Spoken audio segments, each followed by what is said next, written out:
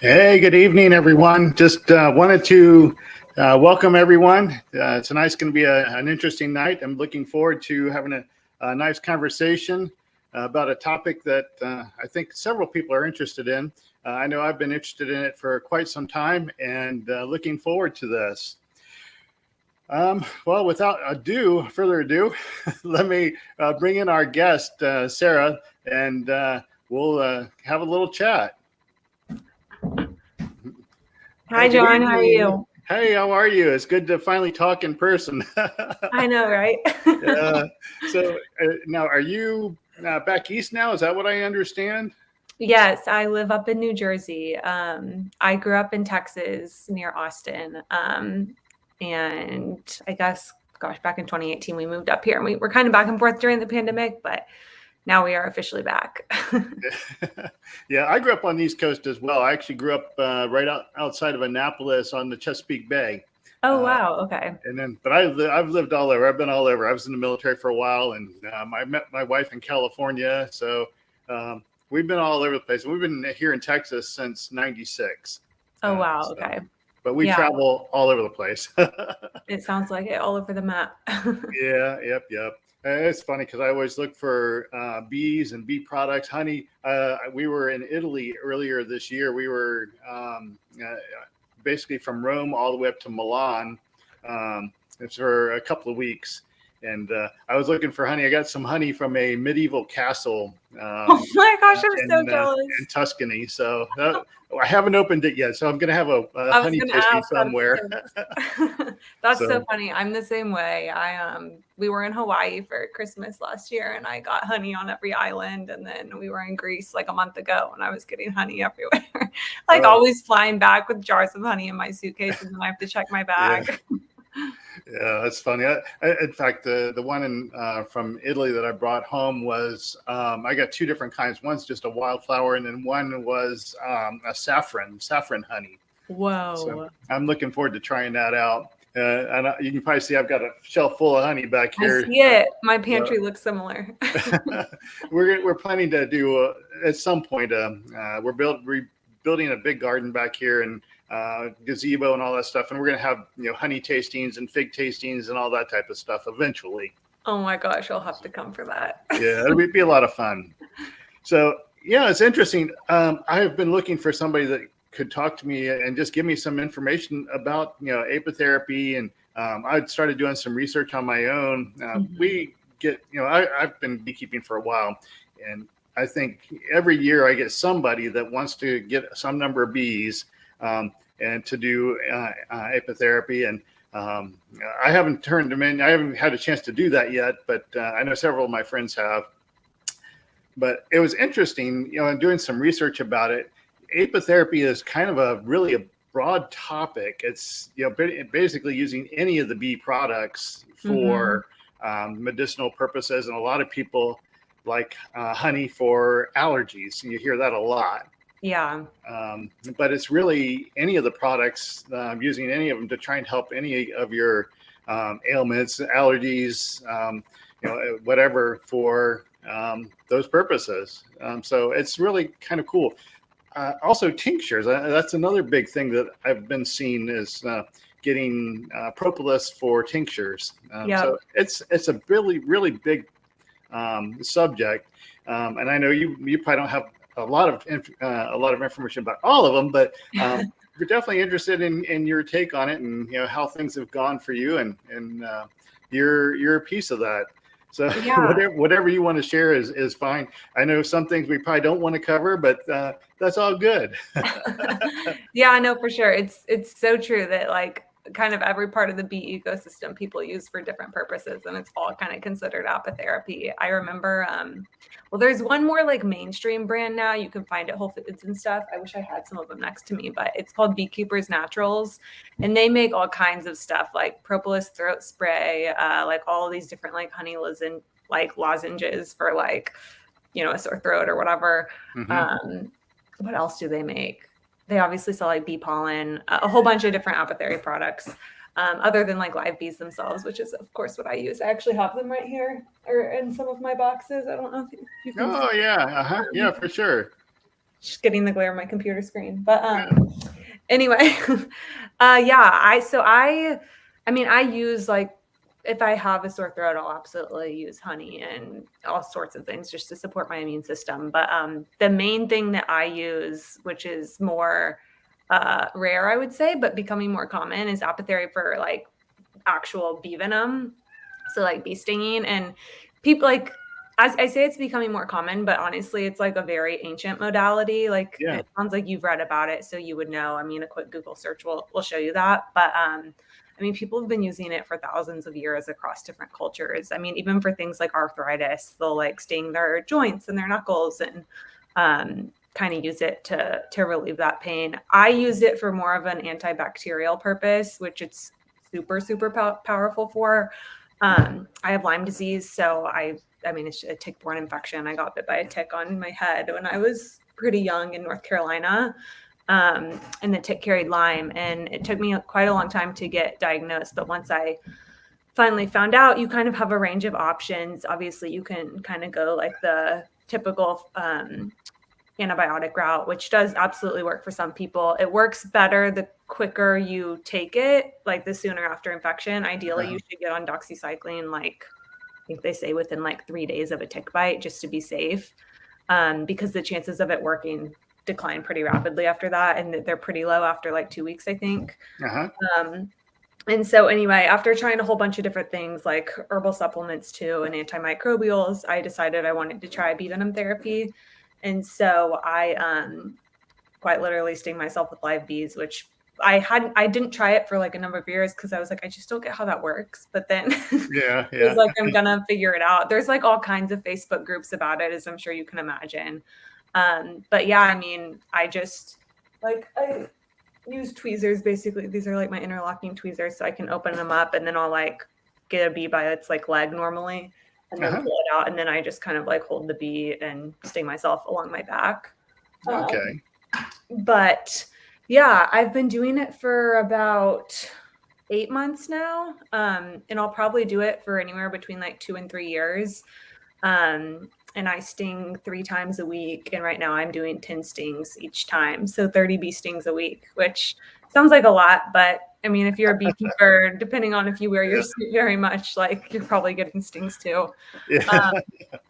But yeah, it's basically, the reason I do it is because bee venom itself has a lot of antibacterial properties. The main one is melatonin, and it essentially like breaks through they're called biofilms, but biofilms are like what prevent a lot of antibiotics from working, and a lot of bacterial infections become antibiotic resistant. So bee venom, for whatever reason, has this melatonin ingredient that can break through the biofilm and then actually attack the infection. That's interesting. Well, I know there's a lot of research on that as well, looking at all kinds of different uses for it. Yeah. Yeah, exactly. It's not even just Lyme. I mean, people use it for a whole host of diseases. I mean, I know it's like very powerful against Lyme and studied decently against Lyme, but I mean, people will use it for like rheumatoid arthritis, lupus, MS, all sorts of diseases people will use bee venom for. So yeah, it's definitely not just Lyme. Yeah, no, it's interesting. I know somebody else. He's here in Dallas, but his mom is South Texas, Hill Country, I believe. Anyway, she was interested in that topic, and my friend was a little skeptical about it, and so he said, "Well, we'll try it." And he was amazed at the benefit that it gave his mom. And I know at one point he had an issue where he had an injury. And after he started, this was before working with bees, after he started working with bees and he would get, stung occasionally, he would notice that injury felt a lot better after the sting. So there's something there for sure. It's quite interesting.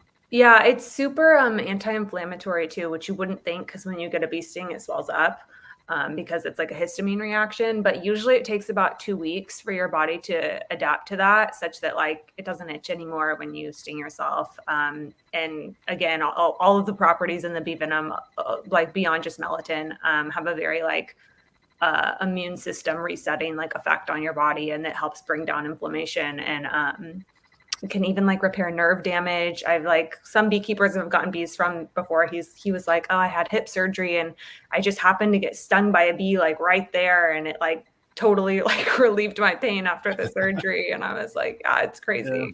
But it's definitely very powerful and like a modality to consider if you have tried a lot of other things and aren't making progress, particularly in like the autoimmune world of issues that are kind of harder to treat. Yeah, it's interesting because I know when I first started beekeeping, I had a lot more sensitivity. I remember one of the first times I got stung, the backside of my hand swelled up really, really bad. Yeah. Nowadays it's not uncommon for me to get stung, 100 times a year in doing beekeeping stuff. Right. But I don't get that sting. It still hurts, but the swelling, exactly. That's your body adjusting to it. Exactly. Yeah. And like kind of helping rebalance your histamine response to the venom itself. Yeah. And I know I was having an issue with my thumb. I'm getting a little older, and I, had an issue with my thumb, and that right now it doesn't bother me at all. So, getting stung, I think occasionally definitely does something to that. Definitely.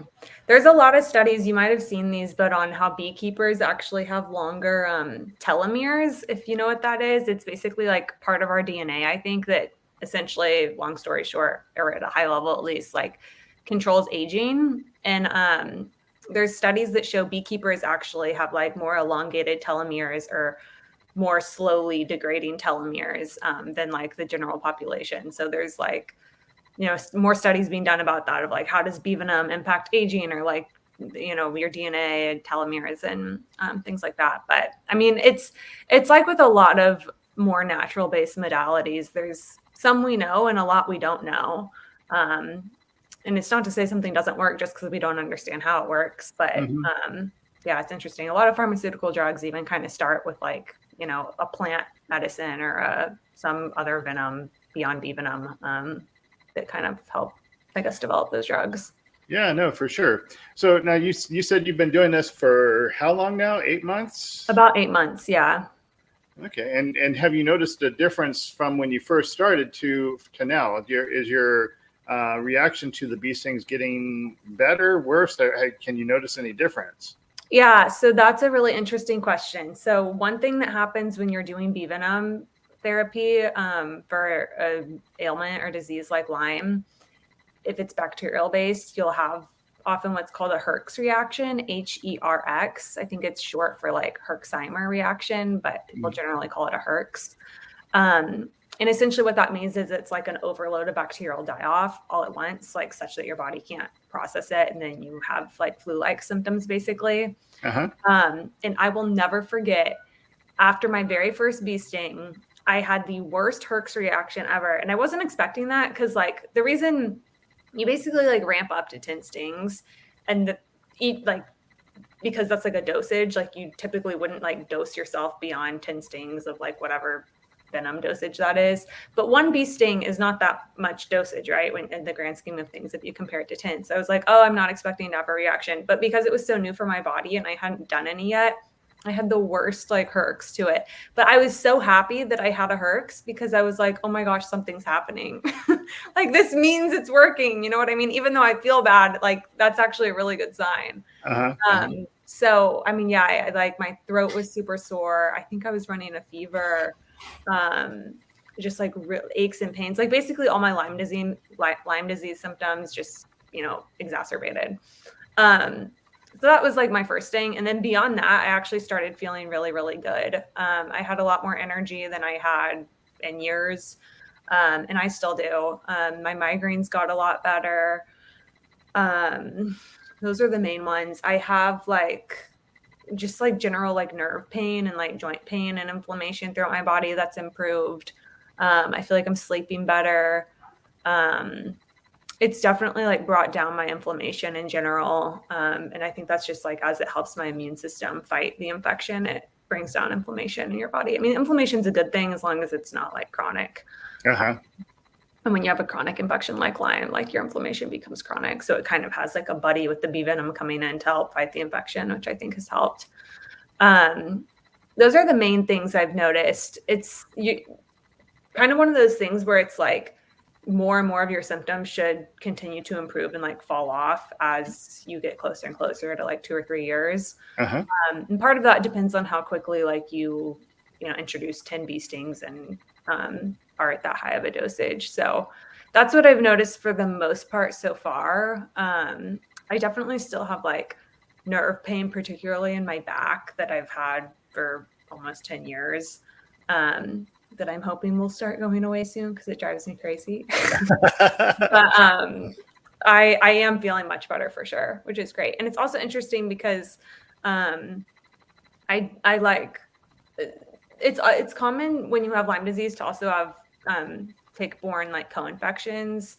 One of which is Rocky Mountain spotted fever, which I actually started testing positive for, which is kind of common once you start Venom therapy, because it basically, for whatever reason, like if you've had like chronic Lyme or other tick-borne infections for a long time, they kind of become like, Lyme itself is a spirochete, which means it's like shaped in like a screw or it like can burrow basically like the straight shape of the bacteria. And so it can be really hard to diagnose. Lyme itself is very like controversial in some circles, but part of that is because it's hard to diagnose.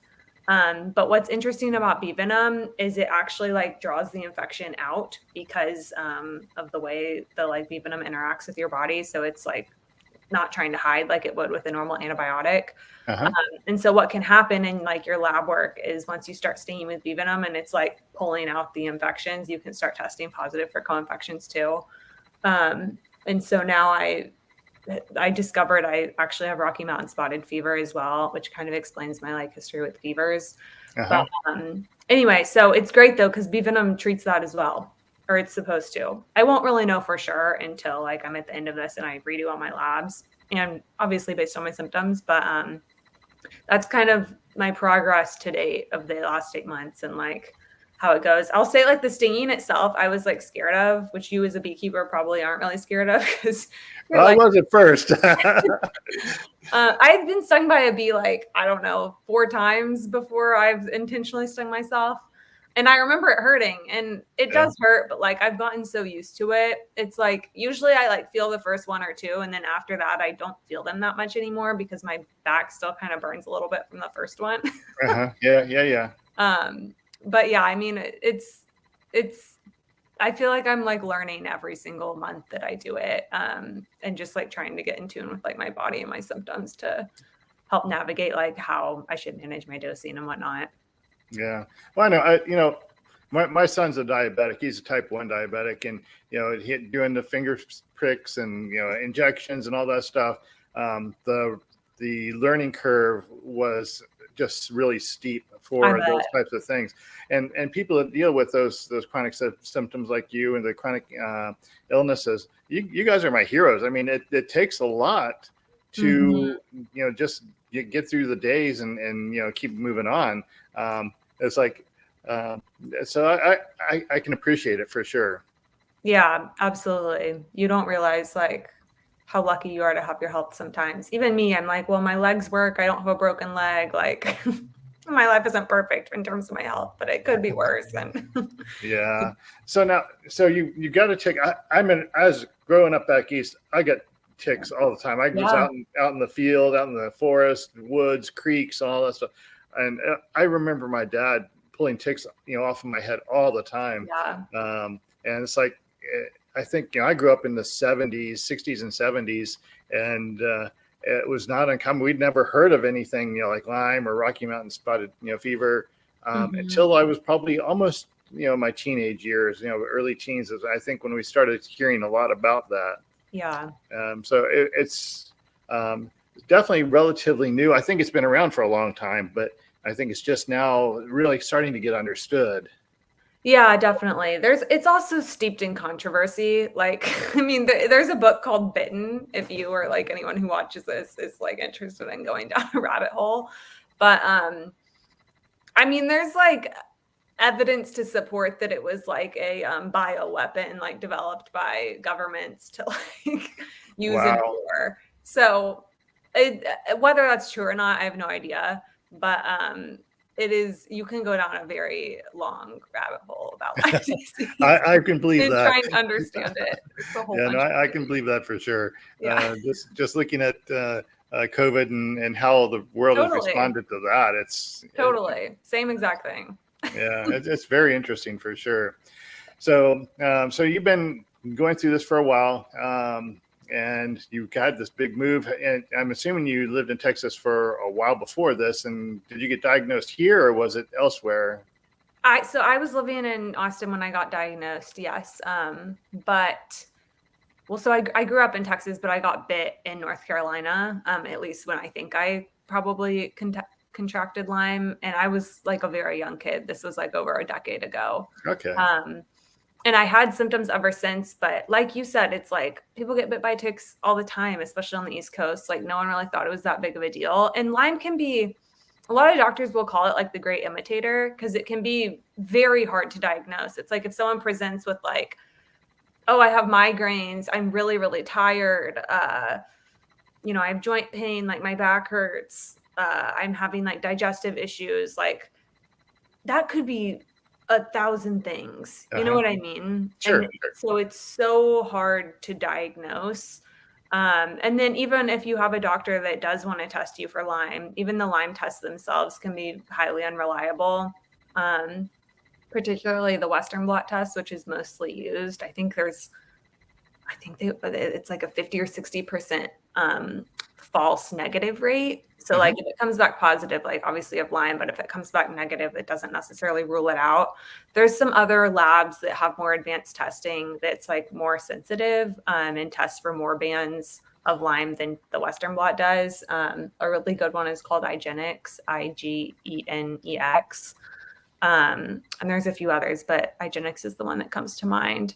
Because I just got to the point where it was like I'm having all of these symptoms and I felt like they were getting worse as I got older, and I wasn't making any progress with like doctors basically of like getting diagnoses or like treatments. And so I was like, I just need to test for Lyme disease, like not really thinking I would have it. And then it came back positive and I was like, oh my gosh, like I could have figured this out years ago. Yeah, started making sense. Yeah, exactly.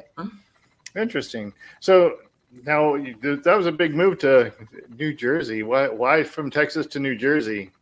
Well, yeah. So my husband's from Dallas. I'm from Austin. We met at Texas A&M, and we lived in Houston for a bit after school. And then we actually moved to New York City in 2018. And we lived there until like the very end of 2020, at which point we were both working remotely still. And so we just put our stuff in storage and moved home for like, gosh, a year and a half. We went home thinking like, oh, we'll be there for the holidays, like, and then we're going to be called back into the office and life will go back to normal. We all know how that played out, obviously. Yeah, yep. So things just kept getting drug out. But then finally, his company was like, okay, like people have to come back. We're going to do a hybrid work model. So that's what officially brought us back. And we didn't want to live in the city again. So we decided we'd try New Jersey. Yeah, no. I understand that too. I work for a big telecom company, and they're just now starting what they call their 3 together, 2 wherever program, Oh where my gosh, yes. you have to work 3 days a week in the office and 2 days you can be wherever remote. I still work remote. All the stuff I do is I work on stuff all over the world. And it's, as long as I have internet, I can get to what I need. So Totally. and it makes sense. I think, the world has changed a lot for sure. How did that play into your treatments though? I mean, obviously going from one to another, you had to find somebody. I know, right? Well, there's a couple things there. One, there are some beekeepers in California, just because their climate is so temperate and like nice all year round, that will ship you bees. The one I've used the most is called Allen's. If you Google like Allen's bee venom therapy California, it would come up. But now up here in the winter, because they can't open up their hives because it's too cold, like already. I'm just having to order bees from a beekeeper in California from Allen's, and they ship me these. Actually, I have one here. I've been told that these are what queens come into, but like she'll ship me 40 bees in these crates. Okay. Yeah. Very similar to what queens are shipped in. Yeah. I just undo that and then stick them in the little box I showed you earlier, and then they crawl out. But so that's a little bit more complicated up here because the weather is just different. But I mean, honestly, I fly with the bees. Like I have to kind of hide them. But I mean, these boxes are like fully secure. Like there's literally no way they can get out. So like when we moved up here, I got like a refill from the person who was giving me some in Dallas, and then like put them in my backpack on the plane. And then I was set for like 2 weeks. And then when I got up here, I just like hit the ground running, trying to find a beekeeper, knowing that like if I couldn't find anyone, I could just order some from Allen's. But that's kind of how that worked. Thankfully, I found someone really nice through the like Facebook groups. I always just try to find like local beekeeping Facebook groups, and like people are so nice. I love beekeepers. They're so like, they just march to the beat of their own drum, and they don't think it's weird that I use bees to sting myself. No, it's really nice. It's an interesting group, and they all have an opinion. That's for sure. Yeah, I love beekeepers. I've never met one I didn't like. I was just down back in Austin for a wedding a week ago, and same thing, because my beekeeper can't give me any up here. I was like, I'm going to take my box and get someone to fill me up.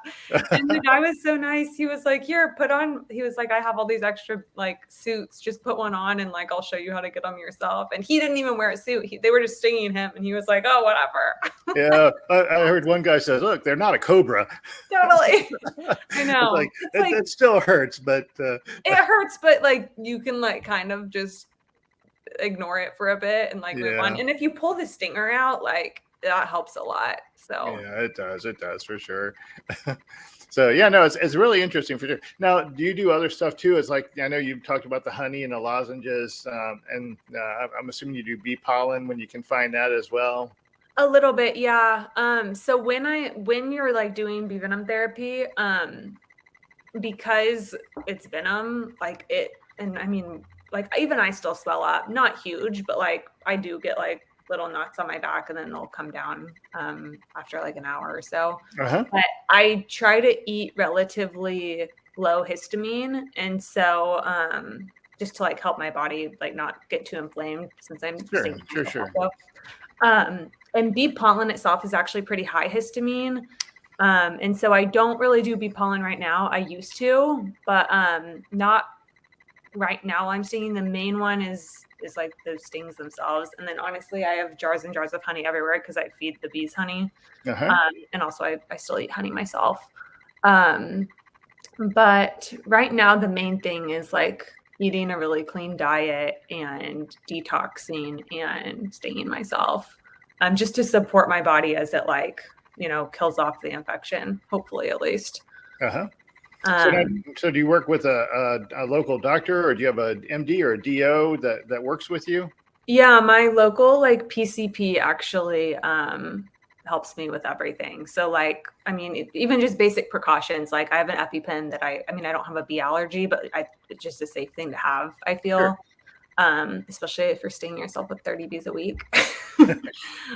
So he like ordered me an EpiPen. He'll like order me lab work really whenever I ask him to, just to like check on things and make sure that nothing's like getting crazy out of range, like my liver or anything that would support detoxification.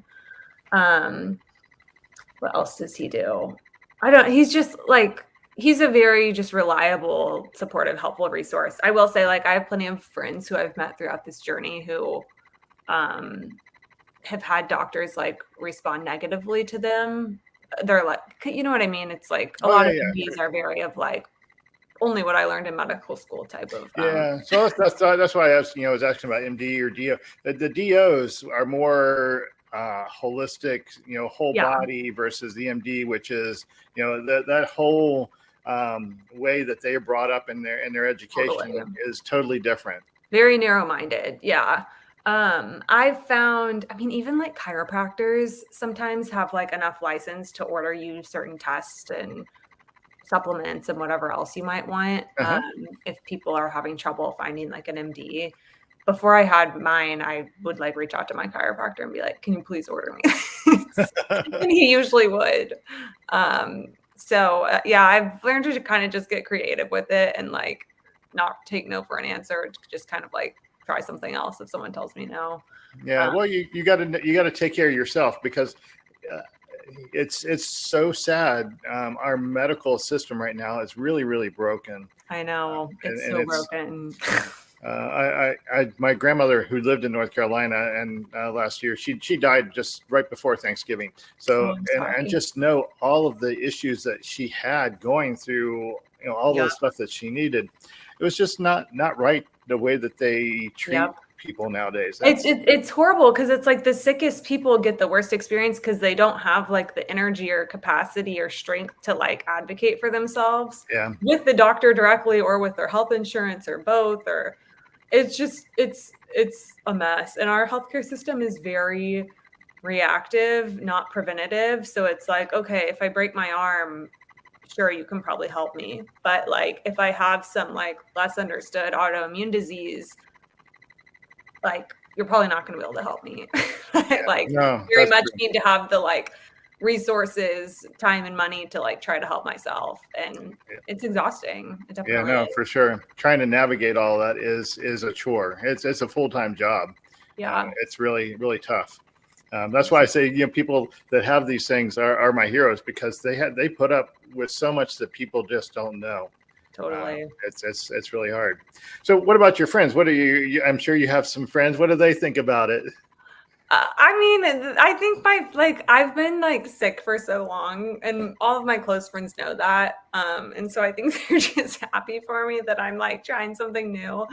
And like they've seen me do so many crazy things, whether it's like super restrictive diets where I like don't eat sugar for like a year, or like I don't even know, just like taking like 50 supplements a day of like herbals, you know what I mean? And so Uh-huh. I think they're like, okay, of course she's stinging herself with bees. But like they like see the bees, they think it's so cool to like see bees up close and like not have to run from them. Uh-huh. A lot of them will like want to watch me sting when I do it. uh I mean, yeah, like my husband, I'm like, do you tell anyone that you work with that your wife stinks herself with bees? And he's like, no, don't tell anyone that.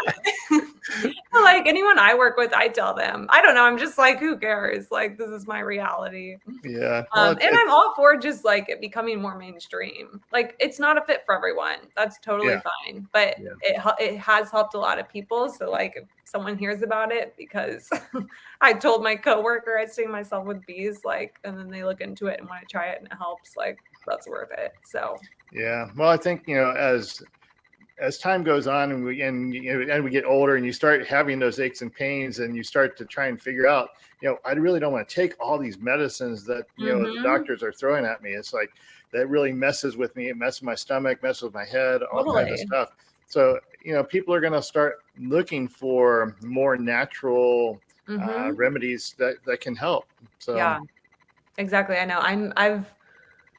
I'm just like such like a naturally minded person. I'm like, I want to like like fix the problem, not put a band-aid on the symptoms, you know what I mean? Because I want it to be like a long-lasting solution, not just like I took an Advil and my headache went away. Like I want to know why I'm having a headache and then I want to fix that.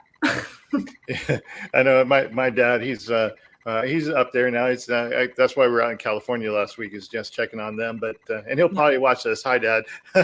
But he always asks me about my blood pressure. My blood pressure is great, but he's had issues with that. So it's like they want to try and take care of us, and it's you're just trying to figure out what causes different things. And in my case, I always know what it is. It's stress. That's what I was going to say. I think diet and stress are the most underrated levers you can pull with your health. I think that they would fix like 90% of lifestyle conditions. Obviously, it's not going to fix, like I said, if you break your leg, but yeah. a lot of things are stress and diet related. That's for sure. Yeah, no doubt. I just know, when we were in Italy, we walk everywhere in Italy, and I don't know that I even wanted to try and get in a car with those streets. It was pretty crazy, but just going around and see the food and just relaxing. It's like the stress level just kind of just melted feel away. great all of a sudden. It's like the sun exposure. There's so many little things, but it's like like you were probably like getting great sun exposure. You're having fresh air. You're relaxed. Like you're eating fresh food because it's Europe. Like, I don't know, just that all those things will make a really big impact. Obviously staying hydrated, just like basic stuff, but that like our lifestyle in the US like doesn't really support. As sad as that is. Yeah, and it's sad. I think we've let things get away from us. That's for sure. Simpler life is, I think, really would help a lot of people. I know. I always tell my husband I want to like go move to the middle of nowhere and have like a ranch. Yeah. And here I am, like a mile from New York City, of course. Yeah, kind of the hub of everything. Yeah. Yeah, I keep telling my wife, said, Italy was pretty nice. Maybe we should look at maybe buying some property there. Oh my gosh. Yeah. So it's like, we went with some friends of ours too, and we got together with them in California. And said, we're really thinking about this. You want to get in with us? It's like, yeah. You never know. It's with our son being diabetic and stuff like that. There's some other concerns, but maybe in my future is some. I say do it. Figure out a way, make it happen. You can come back and forth, spend a few months at a time, and then exactly. Well, it's been really good talking to you. What other things? Did you have anything else that kind of came to mind? I just like to have a conversation with people and get to know people. So it's all good.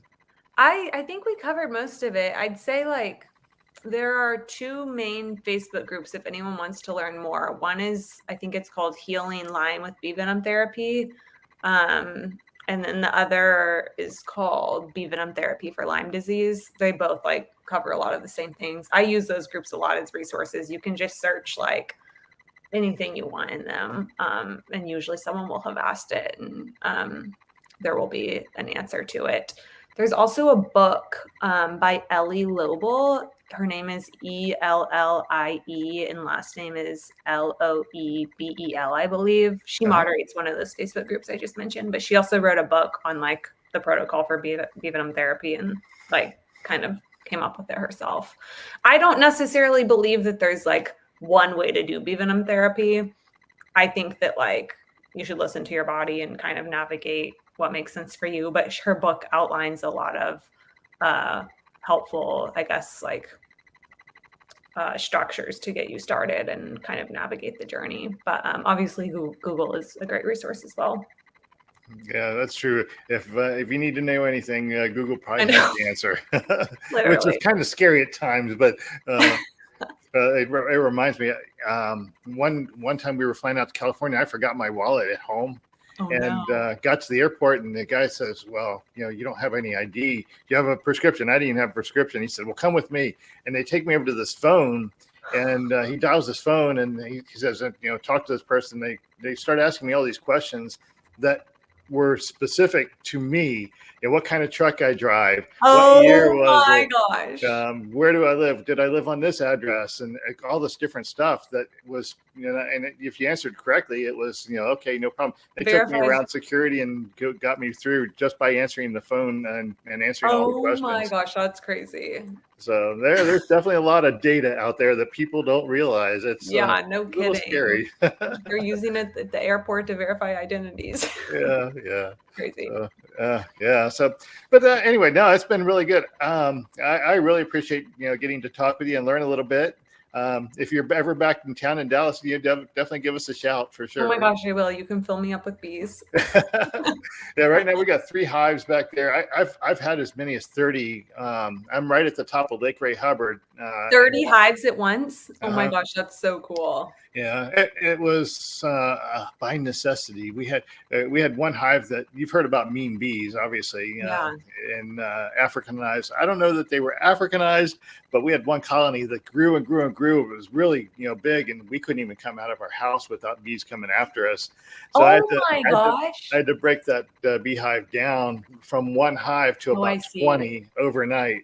And get all the queens and all that stuff. And it took a little while, but we got through all that. That's crazy. I know.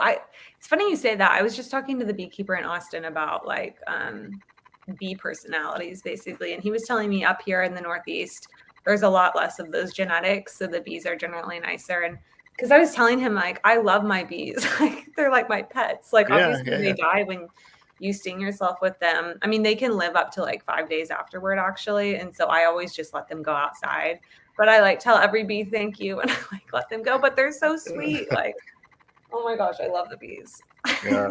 Well, that was we did. Have you ever heard of Earth Day? Big thing out here. We were there and volunteered one time, and there was all these little kids, school kids that come through, and this little girl comes up, and her brothers were there with them, and she's learning about the bees, and we're talking about the bees, and let her know that only the girl bees can sting you. The boy bees don't even have a stinger. They're called drones. And she looked up at her brother and she says, "Ha, you got stung by a girl." So it was just funny. Oh my gosh, I love that. So it was really fun. And we love teaching people, about bees and gardens, and that's why I look for people that have interesting stories about bees and different ways of looking at them. I appreciate you coming to talk with us for sure. Absolutely. Thank you for having me. Obviously, happy to ever answer any questions if you think of, or if anyone has questions or would love to speak to me, I'm happy to get connected. Yeah, I'll definitely stay in touch for sure. Awesome. Well, it doesn't look like anybody asked any questions at this point, but I usually get them a little bit later too. So if anything comes up, I'll shoot you a message. Yeah, feel free to. You know where to find me. Oh yeah, for sure. Well, I appreciate it, Sarah. We'll let you go, and I'll wrap this up, but it's been fun, and I always enjoy talking with people, and it's one of those things that I'm a people person, so. I love it. No, thank you for having me. Anything I can do to share the news about Venom Therapy, I'm always happy to. Cool. Well, I'll let you go. Thanks, Sarah. We'll catch up again soon. Okay, bye. So that was it, folks. I appreciate you coming and taking a look and a listen. And as Sarah said, if you have any questions, you can send them to me, and I can get in touch with her. And we'll touch base again here soon. I know we've got another live coming up. We also have some live opportunity to do some hands-on skill share. We're going to be teaching about bees. I think they're going to be doing some herbal remedies. We're going to be talking about making teas from your garden plants here coming up in November 12th here locally. If you're interested in learning about that, send me a note. You can reach me at john@twodoves.com or here on YouTube or Facebook, and we'll get you connected over there. There may be some cow being processed over there too. I'm not sure what they're doing, but I think they're going to be doing some big training, that big animals too. But anyway, we'll catch up again soon. I appreciate it, and we'll talk to you soon.